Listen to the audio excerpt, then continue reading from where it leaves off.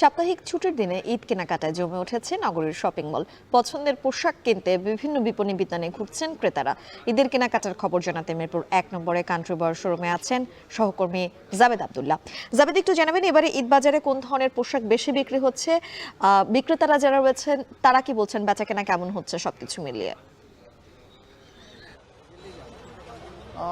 আজ শুক্রবার সাপ্তাহিক ছুটির দিন। এই ছুটির দিনে এরই মধ্যে শীতাতপ নিয়ন্ত্রিত যে কক্ষ রয়েছে সেটা থেকে ফুটপাত অবধি সব জায়গায় ক্রেতার যে উপস্থিতি সেটি সময় গড়িয়ে যাবার সঙ্গে সঙ্গে বাড়ছে। আমরা সকাল থেকেই শপিং মলে ঘুরছি, দেখছি যে ক্রেতারা কিন্তু বিশাল ফর্দ হাতে ধীরে ধীরে তাদের পছন্দের যে পণ্য বা পছন্দের যে নতুন পোশাক সেটি কিন্তু কিনে নিতে এরই মধ্যে মার্কেট থেকে এসে মার্কেটে অন্যান্য বিপণী বিতান থেকে কিন্তু এক বিপণী বিতান থেকে আর এক বিপণী বিতানে ঘুরে বেড়াচ্ছেন।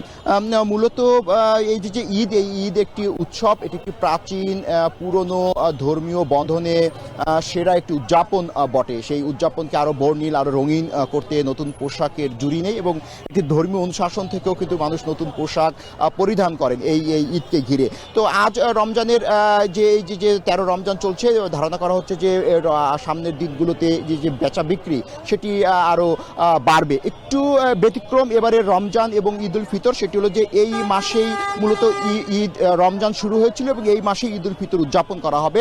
আমরা এখন একটি নগরীর ফুটপাত কেন্দ্রিক যে বেচা কেনা সেখানে রয়েছে, এখানে বিক্রেতাদের সঙ্গে কথা বলেছি। তারা যে বিষয়টা বলছে যে যদি এই মাসেই মধ্যম এবং নিম্ন আয়ের মানুষের বেতন না হয় সেক্ষেত্রে তাদের বিক্রয়ের যে লক্ষ্যমাত্রা সেটি পূরণ নাও হতে পারে। আর ক্রেতাদের সঙ্গে কথা বললাম, ক্রেতারা যে বিষয়টি বলছে যে দাম কিছু পণ্য পছন্দ হলেও সেগুলোর যে ঊর্ধ্বমুখী সেই ঊর্ধ্বমুখী দাম প্রবণতা তো রয়েছে, সেটি নিয়ে তো ক্রেতা বিক্রেতার একটি মিশ্র প্রতিক্রিয়া থাকে, আমরা সেটি দেখতে পেয়েছি। তো এখন দুপুর হতে চলল, ধারণা করা হচ্ছে যে সন্ধ্যা অবধি এই মার্কেটে যে ভিড় সেটি নিশ্চয়ই আরো বাড়বে।